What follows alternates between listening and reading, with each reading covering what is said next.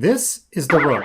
I know he looks like a castle or a tower, but in chess, at least in English, we call him the rook. He's a bit like the bowling ball of chess. Once he gets going, he's kind of hard to stop.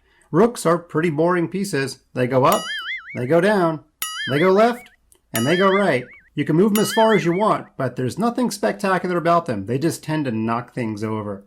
The rook can also capture by running into an enemy piece. So, if a black pawn magically comes out of nowhere, the rook can simply move up the chessboard and capture the pawn. Pawn goes away. Sometimes the rook needs to think a little bit more carefully and not just use brute force. For example, to capture this pawn that just came out of nowhere.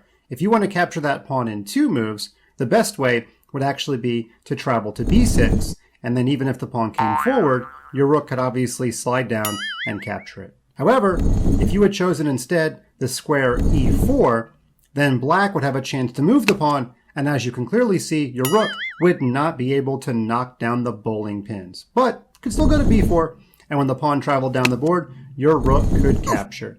You do get 2 rooks to start the game. They tend to come out a little bit later than the rest of the pieces because they're blocked in by their own army. That's why endgames involving the rook are more common than any other chess piece. Use your rooks, and you'll be on your way to chess success.